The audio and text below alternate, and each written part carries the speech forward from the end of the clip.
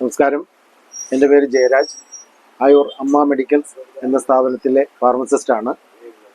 സമൂഹത്തെ കാർന്നു തിന്നുന്ന രാസലഹരിയുടെ ഉപയോഗം അത് എന്നേക്കുമായി തുടച്ചു നീക്കുന്നതിനും ഒരു പുതിയ തലമുറയെ നമുക്ക് വാർത്തെടുക്കുന്നതിനും ഈ സമൂഹജീവി എന്നുള്ള നിലയിൽ എല്ലാവരും ഒറ്റക്കെട്ടായി പ്രവർത്തിക്കേണ്ട സമയമാണ്.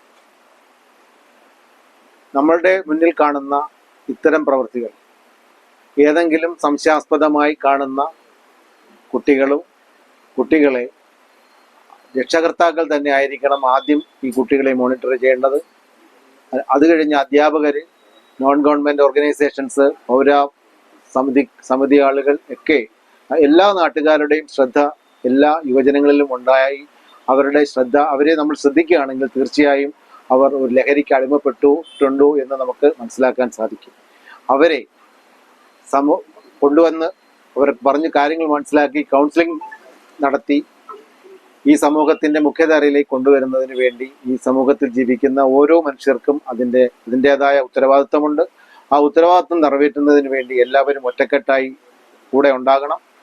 എന്നാൽ മാത്രമേ നമുക്ക് ഈ രാസലഹരിയിൽ നിന്നും നമ്മുടെ സമൂഹത്തെ മോചിപ്പിക്കാൻ സാധിക്കുകയുള്ളൂ.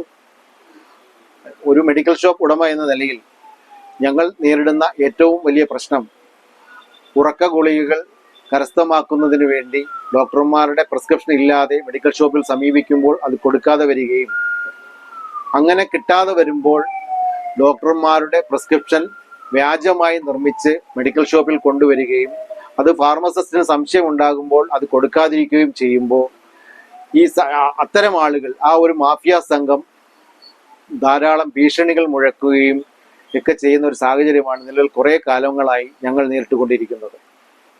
ആ ഒരു അവസരം ഞങ്ങളുടെ കെമിസ്റ്റ് ആൻഡ് ഡ്രഗിസ്റ്റ് അസോസിയേഷൻ ബഹുമാനപ്പെട്ട മന്ത്രിമാർക്ക് നിവേദനം ഞങ്ങൾ നൽകിയിട്ടുണ്ട്. ഞങ്ങൾക്ക് പ്രൊട്ടക്ഷൻ ആവശ്യപ്പെട്ടിട്ടുണ്ട്. നിലമേലും കുണ്ടറയും ഒക്കെ നമ്മുടെ സമീപ പ്രദേശങ്ങളിലെ കടകൾ അടിച്ചു തകർത്ത സംഭവം വരെ ഇത്തരം രാസലഹരി ഡ്രഗ്സ് ഉപയോഗിക്കുന്ന ആളുകളിൽ നിന്ന് നേരിടേണ്ടതായിട്ട് വന്നിട്ടുണ്ട്. ഓരോ സമയവും മിക്കവാറും പല സമയങ്ങളിലും ഞങ്ങളെ പല കെമിസ്റ്റ് സുഹൃത്തുക്കളും ഈ ഷോപ്പിൽ വളരെ ജീവൻ പണയം വെച്ച് നിൽക്കേണ്ട ഒരു സാഹചര്യമാണ് നിലവിലുള്ളത്.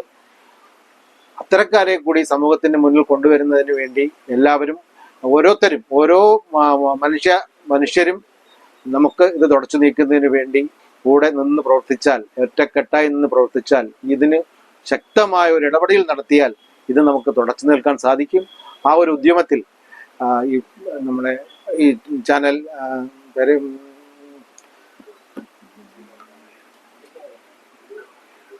നവകേരളയുടെ ഈ ഉദ്യമത്തിന് എല്ലാവിധ ആശംസകളും നേരിടുകയാണ്.